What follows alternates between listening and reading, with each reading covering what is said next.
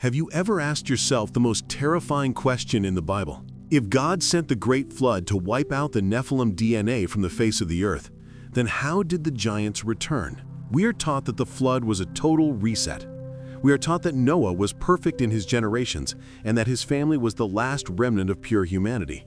Logic dictates that the genetic corruption of the Watchers should have ended in the waters of judgment, but it did not.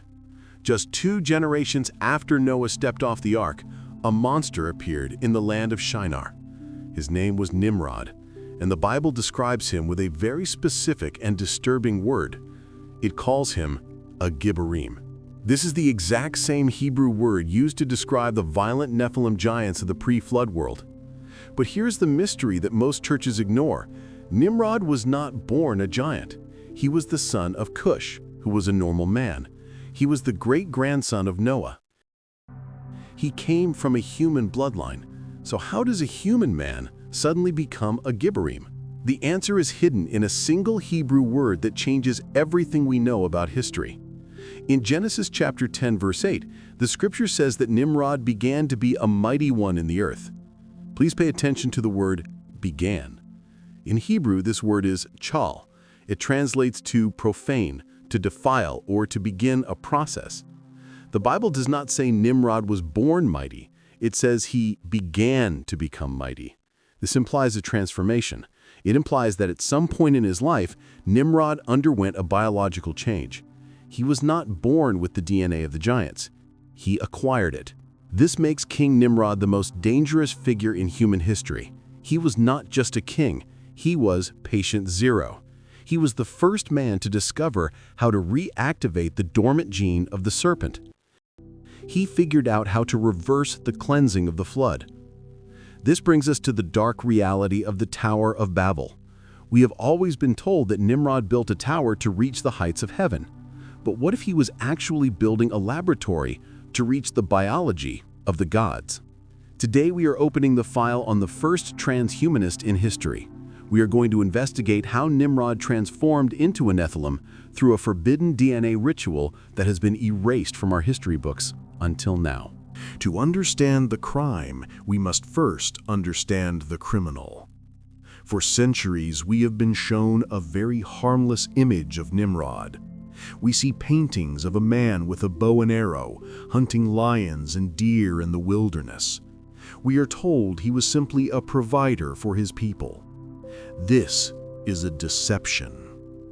If you look at the original text, Nimrod was not hunting animals for food. He was hunting men for power. The Bible calls him a mighty hunter before the Lord. On the surface, this sounds like a title of honor. It sounds like God was watching him with approval. But the Hebrew preposition used in this verse tells a very different story. The phrase "before the Lord" is translated from the word panim. In this context, it does not mean he was performing for God. It means he was standing against God. It means he was a hunter in the face of Yahweh. He was a brazen antagonist who stood directly opposed to the order of heaven. Nimrod was not wandering the forest looking for game. He was stalking the earth looking for human souls. He was hunting down the people who still worshipped the God of Noah. He was capturing them, enslaving them, and forcing them to join his rebellion. But what drove this hatred? Why did Nimrod declare war on the Creator? The answer lies in his bloodline. Nimrod was the grandson of Ham. We must remember that Ham was the son of Noah who committed a shameful act on the ark. Because of this sin, the lineage of Ham was cursed. Nimrod was born into a family that carried a divine mark of rejection. While the other sons of Noah were blessed, Nimrod grew up hearing stories of how his family was destined to be servants. He grew up with a chip on his shoulder. He refused to accept the judgment of God.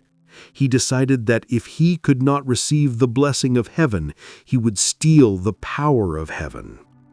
This leads us to one of the most fascinating secrets preserved in the ancient Book of Jasher.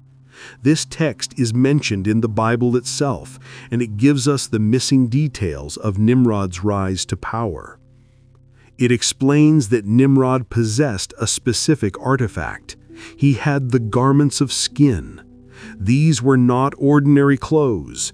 The ancient texts tell us that these were the original garments God made for Adam and Eve in the Garden of Eden. When Adam left the garden, he kept these garments. They were passed down through the generations until they reached Noah. Noah took them onto the ark for safekeeping. But the Book of Jasher reveals a scandal. It says that Ham stole these garments from his father Noah. He hid them away from his brothers Shem and Japheth. Ham passed these stolen artifacts down to his son Cush, and Cush gave them to his son Nimrod.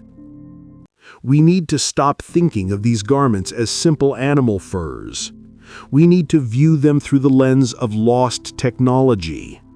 These were garments fashioned by the hands of the Creator himself. They contained the residual energy of Eden. They held authority over the natural world. The ancient writers tell us that when Nimrod put on these garments, he became invincible. The animals of the wild would fall down before him. Men would tremble at his sight. It was as if he was wearing a biological exoskeleton that projected a supernatural fear into the hearts of everyone around him. This was the first technological advantage in post-flood history. Nimrod was hacking into a divine power source that did not belong to him. He used the stolen authority of Adam to dominate the world of men. With this power, he consolidated the first empire. He did not build a kingdom based on cooperation. He built a kingdom based on fear and absolute control. He gathered the scattered tribes and forced them into the plains of Shinar. He was hunting for something far more valuable than territory. He was hunting for lost knowledge. He knew that the Watchers had left secrets behind before the flood. He knew that there were formulas for power that had been buried under the mud. Nimrod spent his life excavating this forbidden wisdom. He was obsessed with restoring the glory of the pre-flood world. He wanted to recreate the golden age of the Nephilim. He used his power to silence the prophets of God and to institute a new religion. This was a religion where man could become God. This was the religion of the self. And to achieve this ultimate goal, to transform his own biology, he needed more than just magic clothes. He needed a facility. He needed a place where the barrier between the physical and the spiritual could be breached. This desire for total transformation drove him to the next phase of his master plan. He ordered his slaves to bake bricks. He ordered them to gather bitumen. He was about to begin the most dangerous construction project in human history. Wearing the stolen garments of Adam gave Nimrod authority over the animal kingdom, but it was not enough to satisfy his hunger. He realized that external power could be taken away. The clothes could be stolen from him, just as his father had stolen them from Noah. Nimrod wanted something permanent. He wanted power that was encoded into his very being. He did not just want to wear the skin of a god. He wanted to become a god. This desire led him to the second phase of his rebellion. We call it the Gibborim process. This was the systematic hacking of the human genome to induce a biological mutation. The Bible gives us a clue in the strange phrasing we analyzed earlier. He began to be a mighty one. This was a process of becoming.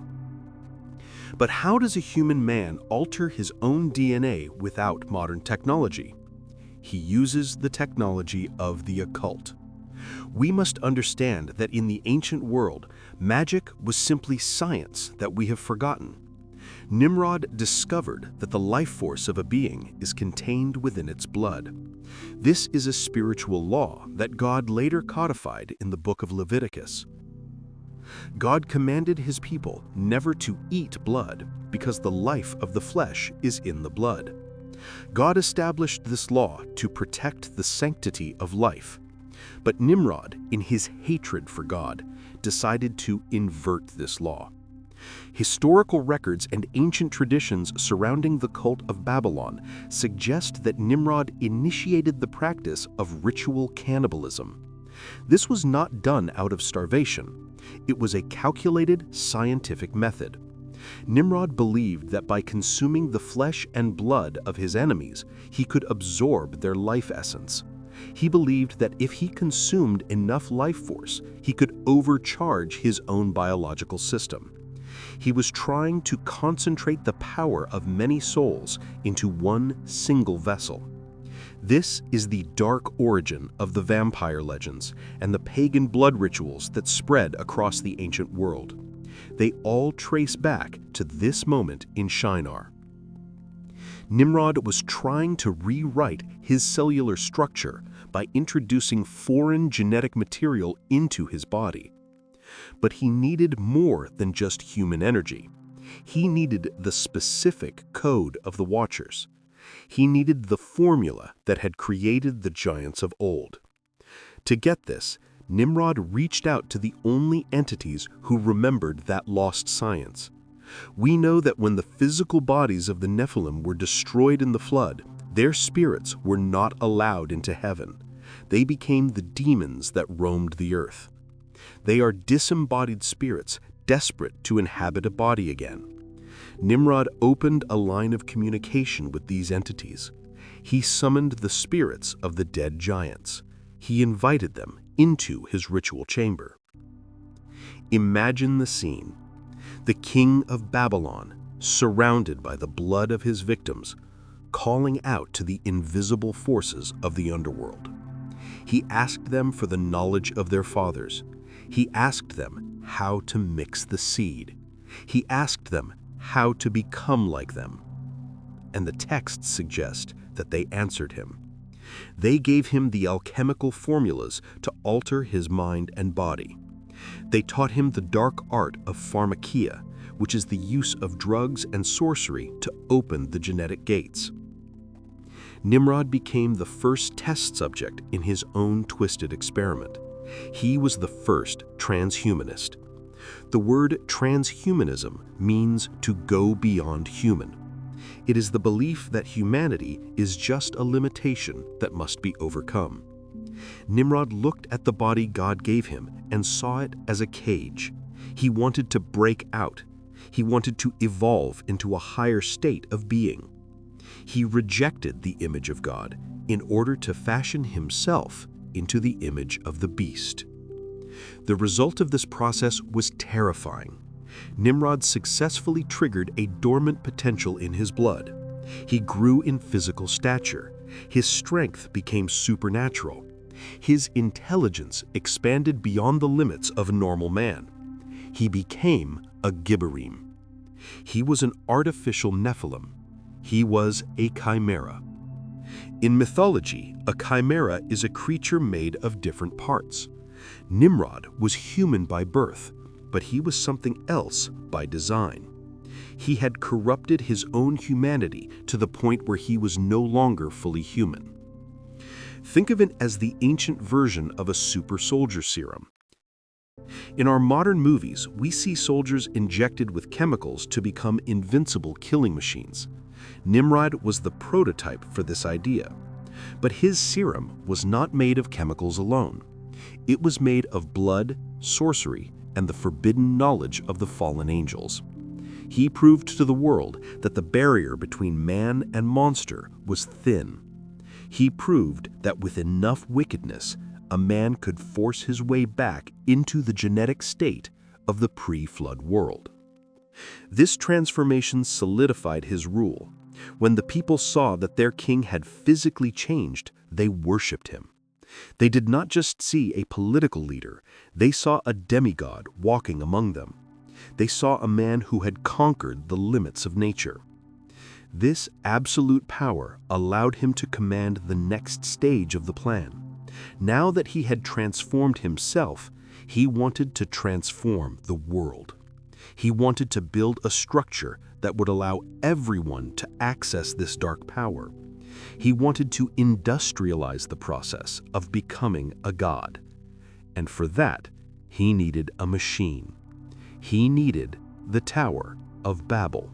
Now that Nimrod had transformed his own biology, he needed a mechanism to expand this power to the entire human race. This brings us to the most misunderstood structure in the Bible, the Tower of Babel. For generations, we have been shown pictures of a spiral staircase made of stone, reaching up into the clouds. Sunday school teachers tell us that the people were simply arrogant builders who wanted to see how high they could climb. But this explanation falls apart under scrutiny. Nimrod was a strategic genius. He knew that he could not physically climb into the throne room of God with a ladder of mud and straw. God is a spirit. Heaven is a spiritual dimension, not a location in the upper atmosphere. Nimrod was not trying to build a skyscraper. He was building a machine. He was building a bridge between dimensions. He was building a portal. To understand the true purpose of the tower, we must look at the geography. Nimrod chose to build this structure in the land of Shinar. This is the region of ancient Sumer. This location was not chosen by accident. According to ancient Mesopotamian texts and the Book of Enoch, this region was the landing zone of the Watchers. It was the ground zero of the first angelic incursion. By returning to Shinar, Nimrod was returning to the scene of the crime. He was setting up his laboratory on the very soil that was still saturated with the residual energy of the fallen angels. He believed that the veil between the physical world and the spiritual world was thinner in this specific location. He was not starting a new project. He was reopening a cold case. The Bible gives us a forensic clue about the construction technology in Genesis chapter 11, verse 3. It says, "Come, let us make bricks and burn them thoroughly. And they had brick for stone, and slime had they for mortar." This verse seems like a boring construction detail, but to a spiritual investigator, it screams of rebellion. Notice the contrast. They used brick instead of stone. Throughout the Bible, God commands his altars to be built of unhewn stone. Stone is a natural creation. It is made by God. No human hand can alter the internal composition of a rock. But a brick is different. A brick is artificial. A brick is man-made. You take the clay of the earth, you mold it into a uniform shape, and you burn it in the fire to change its chemistry.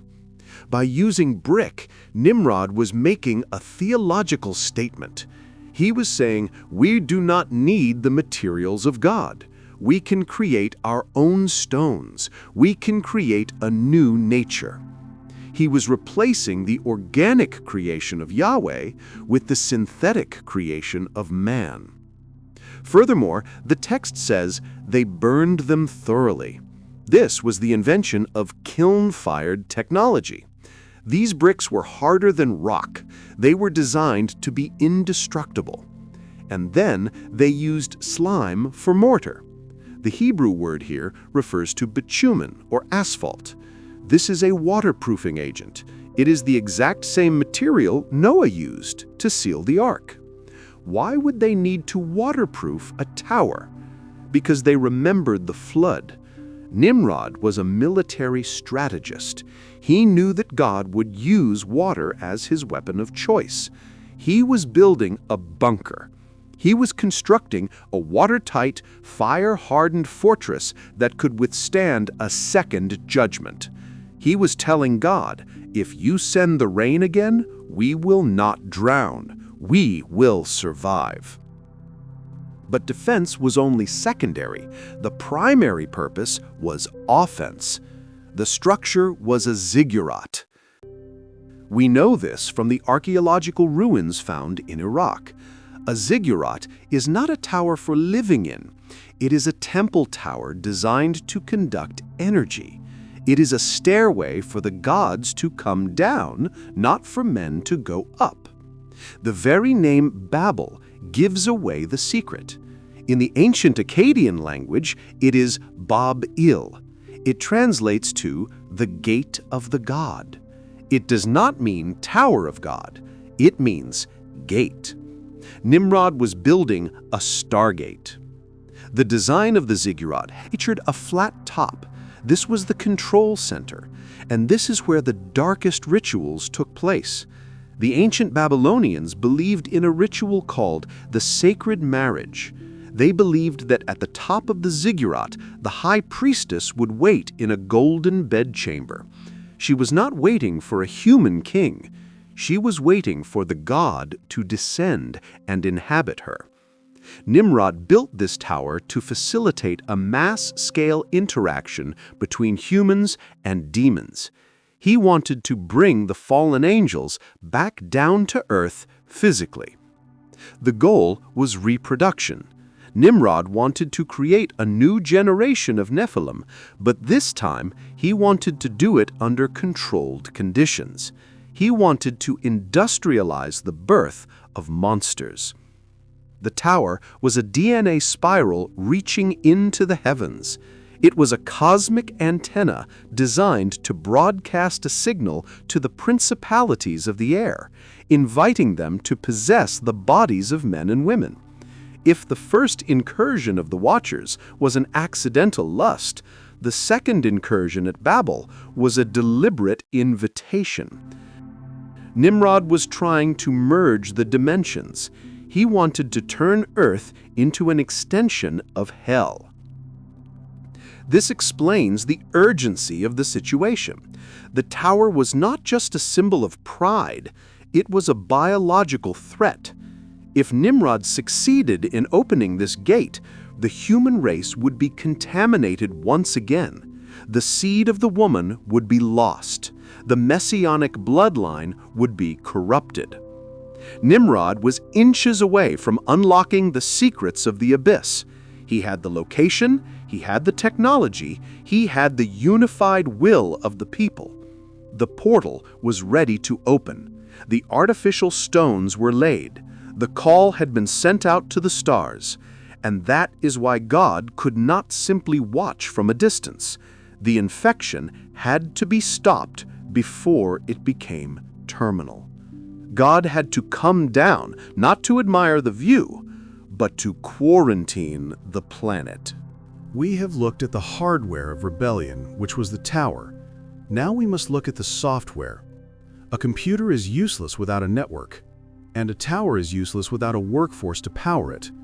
Nimrod understood that to build a supernatural structure, he needed a supernatural level of cooperation. He needed to synchronize the minds of his people. The Bible describes this phenomenon in Genesis chapter 11, verse 1. It says, "And the whole earth was of one language and of one speech." On the surface, this sounds wonderful. It sounds like a utopian dream where everyone understands each other. But in the context of a rebellion against God, unity is not a blessing. It is a weapon. The Hebrew text suggests something far deeper than just sharing a common vocabulary. The phrase "one speech" can be interpreted as one set of words or one purpose. It implies a telepathic unification. It was a hive mind. Nimrod had created an ancient version of a neural network. He had connected the consciousness of the entire human race into a single frequency. To achieve this, Nimrod had to destroy the old order of society. Before Nimrod, humanity operated on a tribal and family-based system. The father was the head of the house, and he answered to God. But Nimrod abolished this. He became the first king in human history. He created the concept of the state. He declared that the allegiance of a man belonged to the king, not to the family, and certainly not to God. He replaced the organic structure of the tribe with the artificial structure of the empire. Under Nimrod, individual identity was erased. Men were no longer treated as unique souls created in the image of God. They became like the bricks they were baking. They were uniform. They were replaceable. They were molded into the exact shape the system required. Nimrod needed millions of minds focusing on the exact same thought at the exact same time. He used the tower as a broadcast station. He used his occult authority to project his will into the minds of his subjects. They became like worker ants serving the queen. They stopped asking questions. They stopped looking up to heaven for guidance and started looking up to the ziggurat. This mass psychosis created a terrifying spiritual energy. In physics, we know about the power of resonance. If soldiers march in perfect rhythm across a bridge, the combined frequency of their steps can cause the bridge to collapse. Nimrod was applying this principle to the spiritual realm. He was marching the human race in perfect rhythm against the laws of God. He was generating a psychic resonance strong enough to tear the fabric of reality. This is why the reaction of God was so serious. In verse 6, the Lord came down to inspect the situation. And God said something that should chill us to the bone. He said, "Behold, the people is one, and they have all one language. And this they begin to do, and now nothing will be restrained from them, which they have imagined to do." Read that again. Nothing will be restrained from them. God is all-powerful. He does not fear human armies. He does not fear stone towers. So why did he say this? God was acknowledging a dangerous reality. He was admitting that if humanity remained unified under the corrupted DNA of Nimrod, they would succeed. They would actually open the portal. They would actually manage to break the biological barriers. The combination of a Nephilim king and a hive mind humanity was a code that could hack the simulation of creation. The imagination of man is a powerful thing. When that imagination is fueled by forbidden knowledge and amplified by millions of people, it becomes a force of creation. They were imagining a world without God. They were imagining a world where the fallen angels could return and rule openly. And God said that if He did not intervene, they would achieve it. The Tower of Babel was not a foolish project that was destined to fail. It was a dangerous project that was destined to succeed. Nimrod had successfully enslaved the collective consciousness of the world. He had turned the human race into a single organism, and he was the brain. He was steering this massive ship directly into the rocks of judgment. He did not care if the people survived. He only cared about his transformation. He was willing to sacrifice the entire human species to become a god. The people were just fuel for his machine. They were the battery that powered the gate. This was the first New World Order. It was a totalitarian regime where dissent was impossible because independent thought had been eliminated. Everyone spoke the same words. Everyone believed the same lies. Everyone worshipped the same man. It was the ultimate tyranny. And it is the exact same blueprint that the dark forces are trying to rebuild today. But in the ancient world, there was only one way to break this mental control. The connection had to be severed. The frequency had to be scrambled. The hive mind had to be shattered into 1,000 pieces. God did not come down to Babel because He was afraid of a building. He is the creator of the universe. He measures the heavens with the span of His hand. A tower of mud and straw, no matter how high, was like a grain of sand to Him. The Sunday school version of this story misses the point entirely. God was not intimidated by the height of the tower. He was horrified by the depth of the infection. When the Bible says the Lord came down to see the city and the tower, it was not a sightseeing tour. It was a medical inspection. God looked at the human race and saw a terminal cancer. He saw a species that had surrendered its free will to a transhumanist dictator. He saw a genetic pool that was moments away from being irreversibly corrupted by the return of the Watchers. God had to act, and his solution was brilliant in its simplicity. He did not send fire from heaven. He did not send an earthquake. He simply changed the frequency. Genesis chapter 11, verse 7 says, "Go to, let us go down, and there confound their language, that they may not understand one another's speech." This was a surgical strike on the hive mind. In an instant, the neural link that Nimrod had established was severed. The supernatural unity was broken. Imagine the chaos on the construction site. One moment, the masons, the architects, and the sorcerers were operating in perfect telepathic synchronization. The next moment, they were strangers. The instructions for the DNA rituals became gibberish. The formulas for the portal were lost in translation. The collective brain of the empire shattered into 1,000 isolated fragments. Without the hive mind, the power of Nimrod evaporated. A tyrant cannot rule if his slaves cannot understand his commands. The construction halted immediately. The Stargate remained closed. The project was abandoned, and the people scattered across the face of the earth, taking their broken fragments of the mystery religion with them. But what happened to Nimrod? The Bible does not record his death, but ancient traditions and the extra-biblical texts fill in the bloody details. They tell us that the first world leader met a violent end.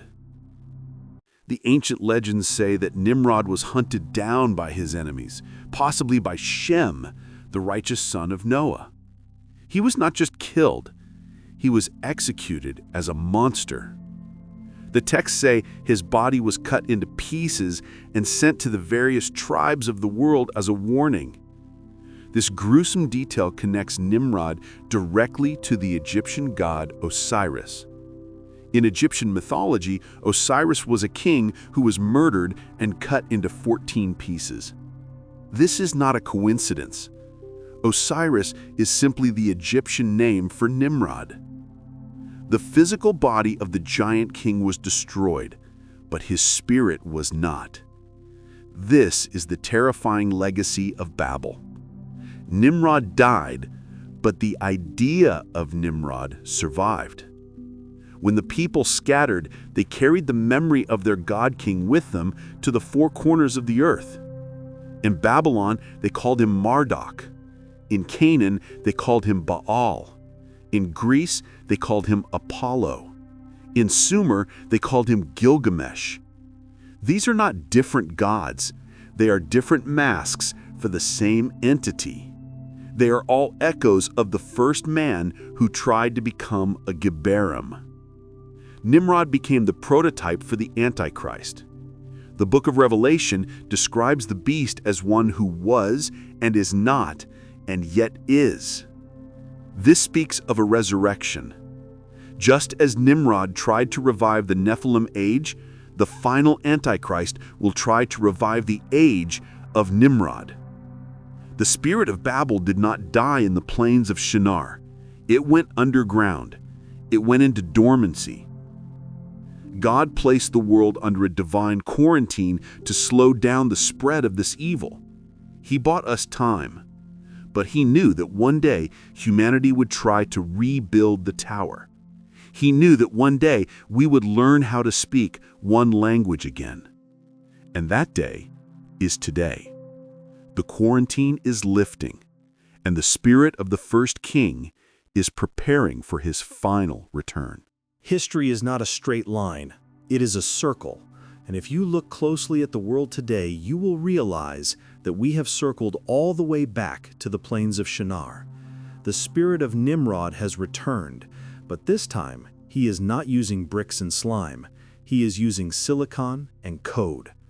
Look at the world around you. We have rebuilt the hive mind. Through the internet and artificial intelligence, humanity is once again united by a single digital nervous system. We have dissolved the borders of nations and the privacy of the individual. We speak one language again.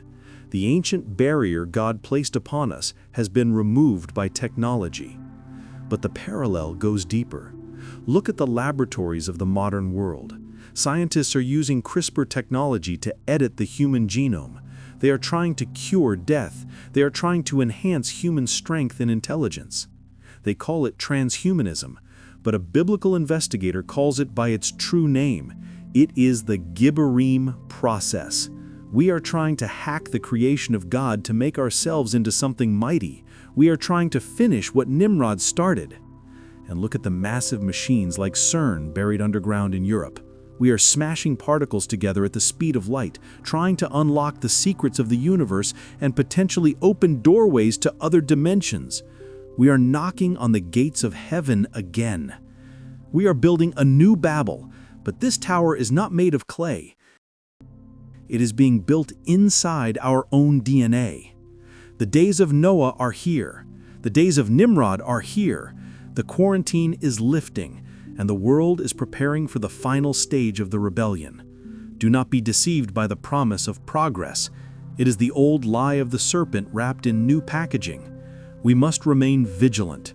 We must guard our humanity.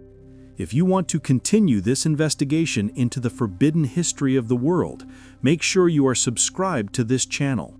Turn on your notifications. We are just beginning to uncover the truth that they have tried to hide for thousands of years. The files are open. The truth is out.